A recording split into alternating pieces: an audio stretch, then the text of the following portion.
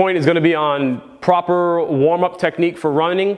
It doesn't have to be a long, drawn-out process. There's a couple simple movements that I have always done in my running career and still do to this day, even if I'm just doing a lifting session, whether I'm rock climbing, mountain biking, whatever it is. I always somewhat do the same thing that works for me, and I know it's effective.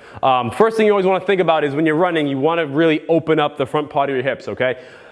We sit, again, we sit a lot longer than we're designed to sit. What happens then is our hip flexors and all the anterior muscles in the front part of the hip and also in the core get very tight, and the muscles behind the lower back and the glutes get very loose, okay? When that happens, when you have too much laxity, things get weak, okay? So the first step would be to mobilize your hip flexor, the TFL, all the muscles that do this, all right?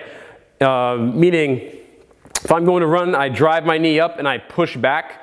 All right, that's where I get my power from. If I can't push back into the ground because my hips are tight, I'm gonna lean forward, I'm gonna force myself to lean forward, and I'm gonna use my back to kind of act as a spring to push forward. What also people tend to do is when they don't have range of motion here is they'll overreach with their hamstrings and land with a lot of heel strike to kind of get that force, okay? So simple drill is a simple hip extension while walking. I like to do that to kind of really get a big stretch in the anterior part of my chest, my core, my shoulders, all right?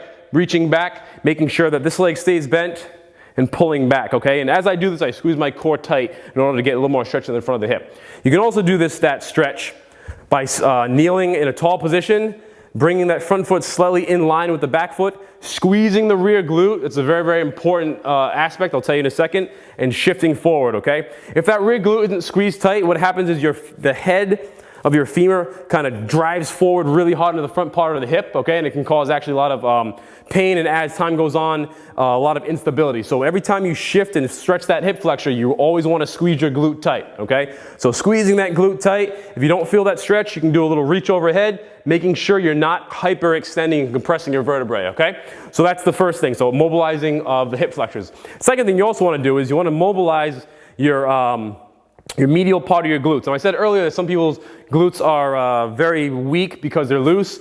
Most of the time the lateral part of the glutes are going to be very, very tight, okay? So when you run, you might feel some lower lumbar and lower back tension and pain. That's because your glutes aren't moving, they're kind of stuck in a sense, okay? So in order to do that, again, something you guys have seen me do millions of times is a simple hip flexion with some internal rotation, okay? So what you're going to do is you're going to stand tall, grab the knee, pull across. You can also do this laying on your back, head up, and just kind of letting your body breathe and hang into that position, okay? Sometimes you've seen me do it while rotating. Again, that's going to open up your obliques and also getting a good stretch in the glutes. So again, walking forward, you can do that, pulling across, okay? So that's just two simple stretches. The last stretch that I like to do is a leg swing, but making sure you're doing that leg swing properly, okay?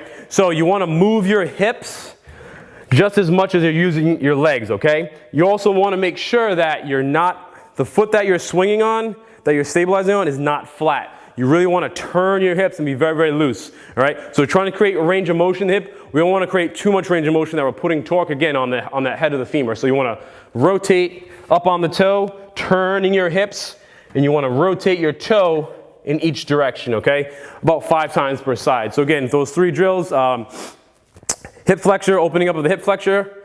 You can do that static, kneeling on the ground, or standing and walking. Mobilizing of the glutes, again, laying on the ground on your back, and also the leg swing. So just do those 3 drills when you go out for a 5-minute jog, 10-minute jog, 2 hours. Those drills will take you about 5 or 6 minutes. I've had people comment to me saying that it made a big, big, big difference in their running. And again, it only takes 2 seconds, all right?